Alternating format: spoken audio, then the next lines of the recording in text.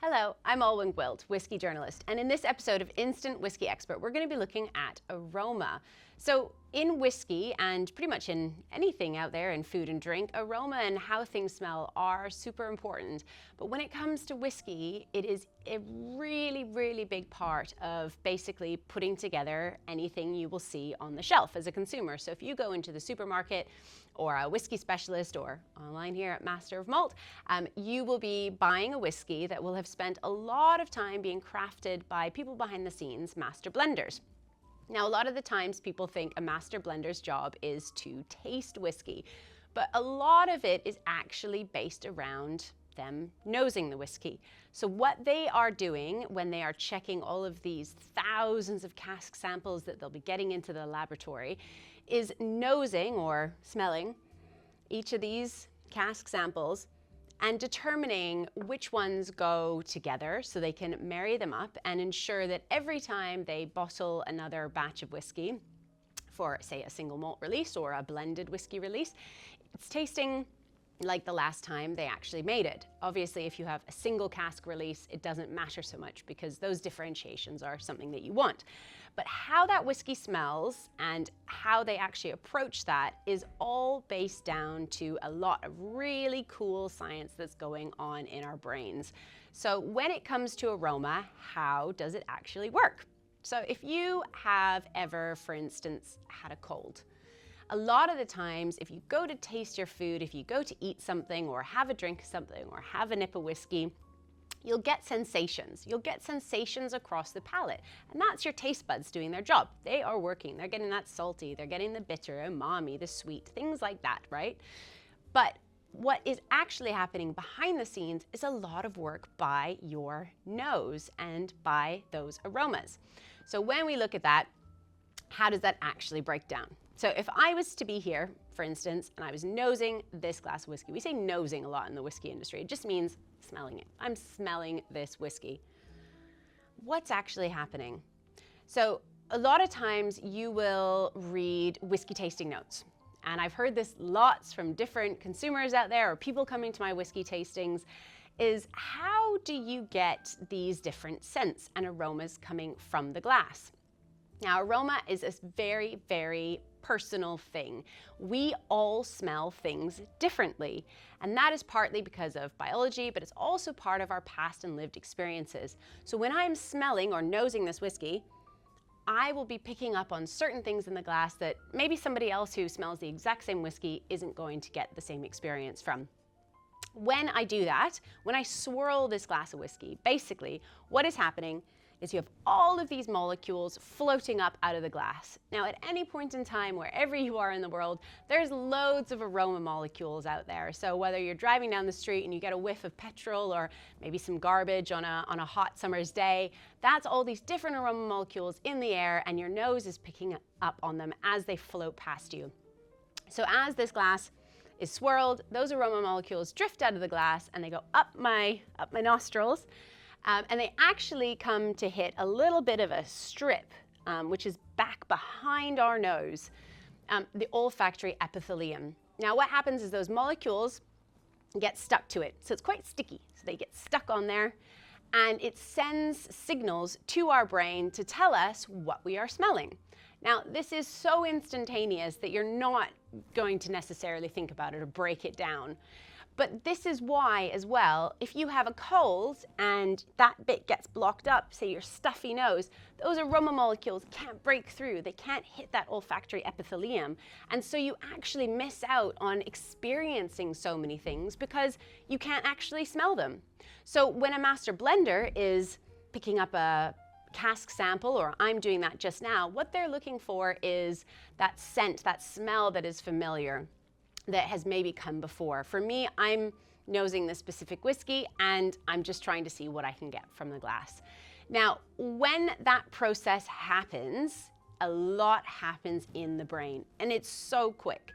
So those aroma molecules will whoop up the nostrils, hit that olfactory epithelium, and it sends those signals, as I mentioned. Now, where that is located in the brain is closest to the locations for where we process memories and emotion. So if you've ever smelled something and it's brought back this incredible memory, maybe from childhood or a trip abroad or a holiday or something like that, that is because we process how things smell right next to where those key aspects in our brain are for memory and emotion. And that's why they're so interlinked. If you've ever looked at tasting notes for different whiskeys, maybe someone says it reminds them of a long walk on a beach on Islay, something like that. Well, that is that particular whiskey writer's experience. They might have gone for that long walk on a beach in Islay, whereas you might not have done that yourself. But what they're trying to do is say, like, look, this is bringing back this emotion or this memory. So when we break down scents, when we break down aromas in the whiskey glass or as a whiskey blender, for instance, yes, they will taste the whiskey, they might spit it out afterwards, but what they're really looking for is creating that same sense of continuity in a whiskey when they make it.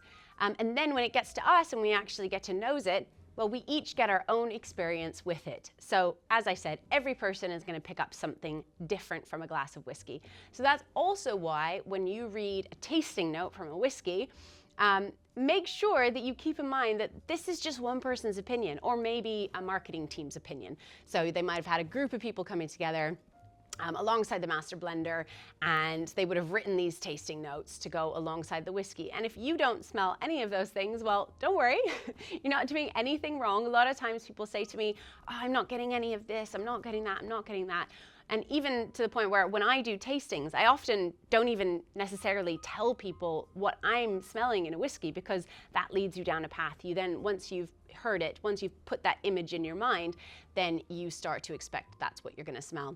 So a lot of the times, aroma is connected to our emotion, to our memory, and it's a super interesting part of whiskey.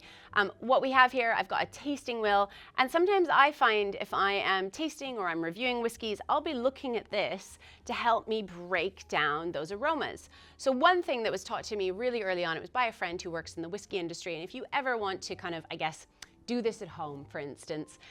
What I found really useful is if you're struggling and you're keen to, make some whiskey tasting notes at home, is imagine yourself in a grocery store. Now, I think this was a really good way to express how to break down aromas.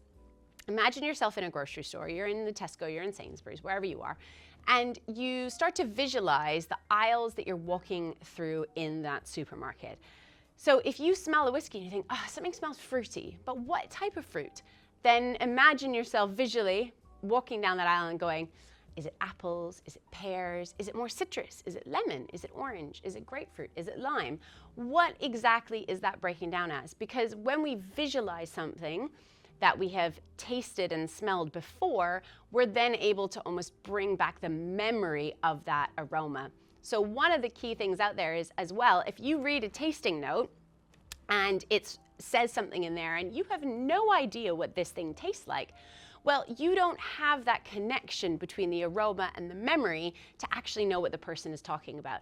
Now, as a Canadian who's lived in the UK for, gosh, almost 20 years now, I have had this countless times where someone will talk about a candy that is from their childhood that they had here in England or maybe up in Scotland that I didn't ever get a chance to taste. So my tasting notes might be based more on sweeties that I had growing up in Canada that maybe you wouldn't have here in England. So keep that in mind as well, is our aroma, basically vocabulary, is completely based on our personal experiences.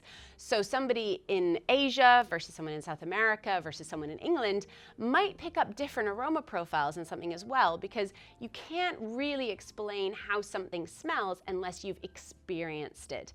So it's a really fascinating area, but it's also a key part of the whiskey making and the whiskey reviewing process. So if it's something you're keen to learn about, there's some fantastic books out there that talk all about this really great intricacy that happens when it comes to aroma.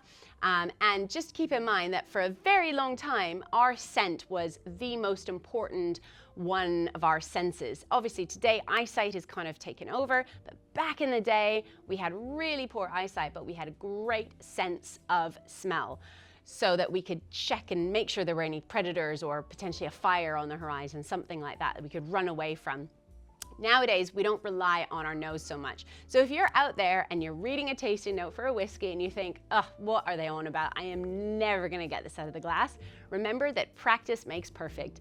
So just keep going back to that whiskey and think about your food even when you're eating. It doesn't just have to be whiskey. Keep going back and keep breaking it down, keep thinking about it. And as any master blender out there will say, all of this takes training, it takes time. So hopefully that gives you a little bit more insight into how our noses work, how aroma works, and why it's so important to the whiskey making process. Cheers, everybody.